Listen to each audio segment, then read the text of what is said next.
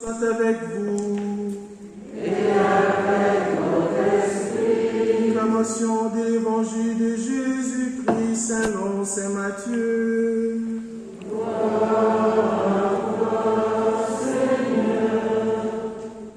En ces temps-là, les pharisiens, apprenant que Jésus avait fermé la bouche aux Sadducéens, se réunirent, et l'un d'entre eux, un docteur de la loi, posa une question à Jésus pour le mettre à l'épreuve.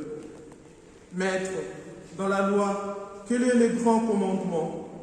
Jésus lui répondit, tu aimeras le Seigneur ton Dieu de tout ton cœur, de toute ton âme, de tout ton esprit.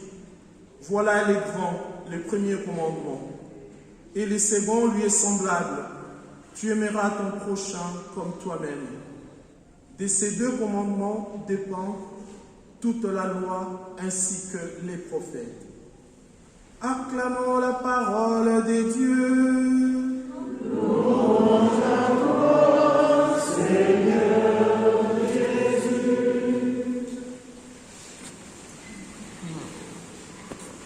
Mes frères, mes sœurs dans le Christ, si vous regardez dans les tutos, vous verrez, il est écrit « Dieu est amour ».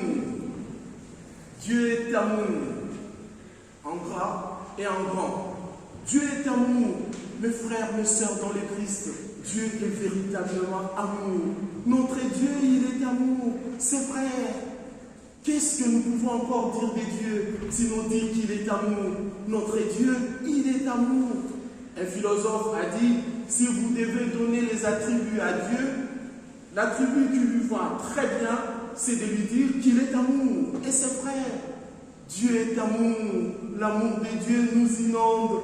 Nous devons vivre de cet amour de Dieu parce que nous vivons de l'amour, parce que nous sommes capables, nous sommes des êtres capables de porter l'amour et capables de porter Dieu. Dieu est amour. Là où il n'y a pas d'amour, il n'y a pas de vie. Et donc là où il n'y a pas de Dieu, il n'y a rien. Rien ne se passe.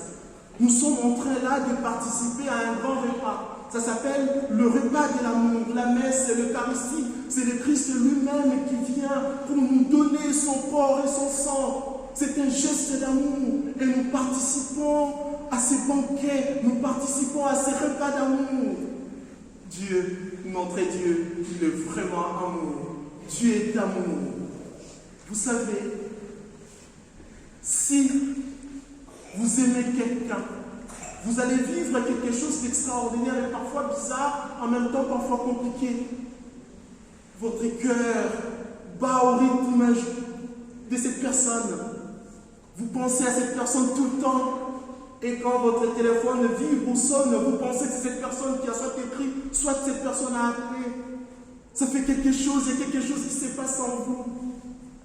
Et si vous rencontrez cette personne que vous aimez vraiment, vous avez quasiment les mêmes moites parce que vous l'avez rencontré, cette personne. Vous êtes content, vous êtes contente. Et quand on vous dit, vous savez, je vous aime. Oh là là, quelle belle phrase. Un enfant qui dit à ses parents, un enfant qui dit à sa maman, un enfant qui dit à son papa, tu sais maman, tu sais papa, je t'aime. Oh, c'est beau. Et les parents aussi vont dire à leurs enfants, à son fils, à sa fille, toi là, tu sais, je t'aime.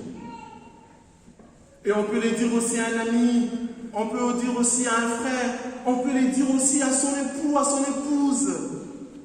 Hier, j'ai entendu ici à la messe, lors d'un mariage, oh, les époux ont fait l'échange de consentement, c'était beau. Tu sais que je t'aime. Oh, mais tu sais, moi aussi, je t'aime. Oh, l'amour. C'est beau, l'amour. S'il n'y a pas d'amour, il n'y a pas de vie. Nous ne pouvons que vivre de l'amour. Ça vous est arrivé d'être aimé? Ça vous est arrivé d'aimer quelqu'un? Oh, l'amour. C'est très beau. Même nous, prêtres, dans nos communautés, nous vivons de l'amour. L'amour dans la communauté. Venons-en au texte. Ce qui se passe dans l'évangile, c'est que Jésus est en train de nous dire quelque chose d'extraordinaire. Ça se passe dans une ambiance, on va dire, plus ou moins bien. Pourquoi j'ai dit plus ou moins bien? Parce que Jésus vient de fermer la bouche aux Sadducéens. Les Sadducéens, c'était un groupe important. Chez les Juifs, les Sadducéens sont des gens qui ne croient pas à la résurrection de la chair, à la résurrection des morts. Ils ne croient pas du tout. Et en ce sens, ils se distinguent des pharisiens et donc même de Jésus lui-même. Et donc les Sadducéens, c'était un groupe important, ce n'est pas un groupe à minimiser, pas du tout.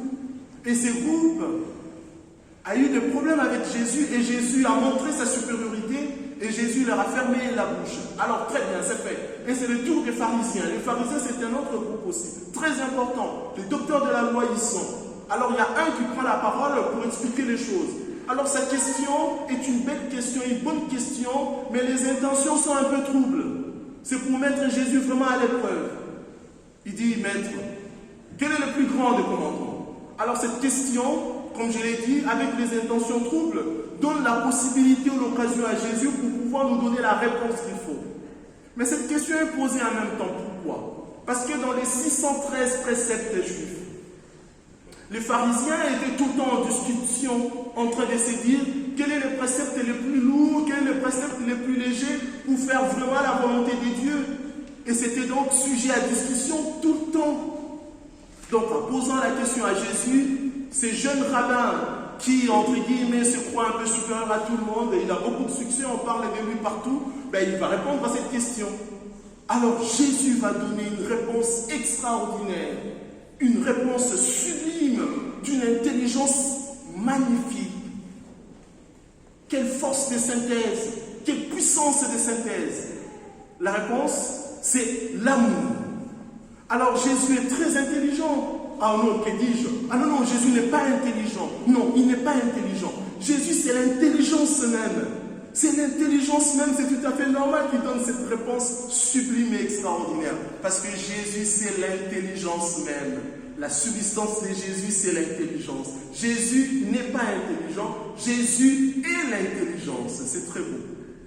Alors l'amour doit être compris comment? L'amour pour notre Dieu, l'amour pour les frères, l'amour pour ma sœur.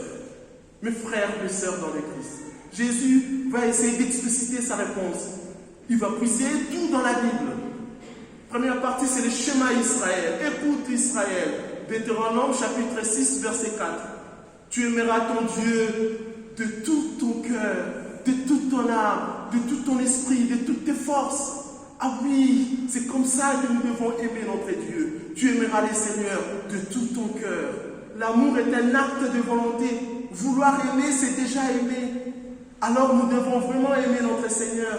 Nous avons entendu le psalmiste qui nous a dit aussi, et quand nous pouvons prier, nous aussi, on doit dire ça à notre Dieu. Je t'aime Seigneur, parce que tu es ma force.